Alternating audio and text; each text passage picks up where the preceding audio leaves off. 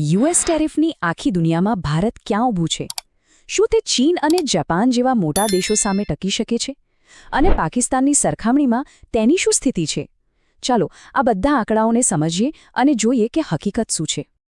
ચાલો આપણે થોડું પાછળ જઈએ. ગયા વર્ષની જ વાત છે.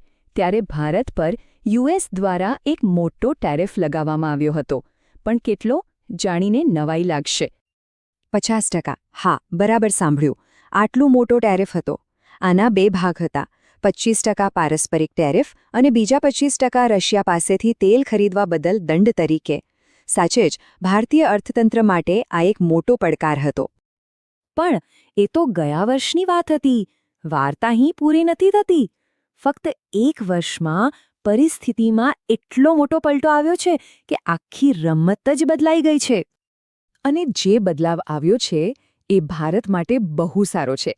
ટેરિફમાં થયેલા મોટા ઘટાડાને કારણે ભારત હવે વૈશ્વિક વ્યાપારમાં એક નવી અને ઘણી મજબૂત સ્થિતિમાં આવી ગયું છે.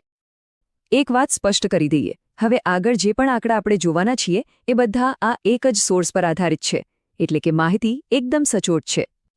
તો આ મોટા ઘટાડાનું પરિણામ શું આવ્યું? વેલ, હવે ભારત એશિયામાં બીજા નંબરે છે, જેની પર સૌથી ઓછો યુએસ ટેરિફ છે. 50%થી આટલા નીચે આવવું એ ખરેખર એક મોટી છલાંગ છે. સારું, એશિયામાં તો ભારતની સ્થિતિ મજબૂત થઈ ગઈ છે. પણ દુનિયાના બીજા મોટા દેશોની સામે ભારત ક્યાં છે? ચાલો હવે એક નજર વૈશ્વિક મંચ પર પણ કરીએ. જરા આ ચાર્ટ પર નજર કરો.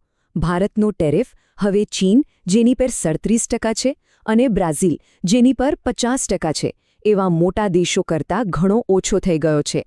આનો સીધો મતલબ એ છે કે ભારતીય સામાન યુએસ માર્કેટમાં વધુ સસ્તો અને સ્પર્ધાત્મક બની શકે છે. અને વાત અહીં જ નથી અટકતી. ભારતની સ્થિતિ દક્ષિણ આફ્રિકા કરતાં પણ સારી છે, જેના પર 30% ટેરિફ છે. આનાથી ભારતની સ્પર્ધાત્મક સ્થિતિ વધુ મજબૂત થાય છે. દુનિયાની વાત તો થઈ, પણ ચાલો હવે આપણા પાડોશમાં જોઈએ. શું ભારત એના પાડોશીઓ કરતાં આગળ છે? ચાલો શોધી કાઢીએ. જો આપણા પાડોશીઓની વાત કરીએ તો અહીં પણ ભારતની સ્થિતિ મજબૂત દેખાય છે. બાંગ્લાદેશ પર 20% અને પાકિસ્તાન પર 19% ટેરિફ છે. અને ભારતનો ટેરિફ આ બંને કરતાં ઓછો છે, જે પ્રાદેશિક વ્યાપારમાં ભારતને એક અલગ ફાયદો આપે છે.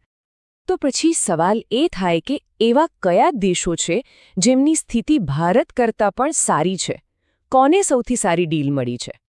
તો ચાલો જોઈએ કે આ લિસ્ટમાં ટોપ પર કોણ છે. એવા કયા દેશો છે જેમને યુએસ તરફથી સૌથી શ્રેષ્ઠ ટેરિફ રેટ મળ્યા છે? આ યાદીમાં સૌથી ઉપર છે યુકે, ફક્ત 10% ટેરિફ સાથે. એના પછી યુરોપિયન યુનિયન, જાપાન અને સ્વિટ્ઝરલેન્ડ આવે છે, જે બધા 15% પર છે.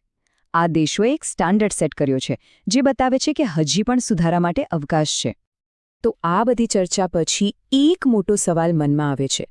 વેપારના આ સતત બદલાતા વિશ્વમાં આર્થિક રીતે ટોચ પર પહોંચવા અને ત્યાં ટકી રહેવા માટે આખરે શું કરવું જરૂરી છે?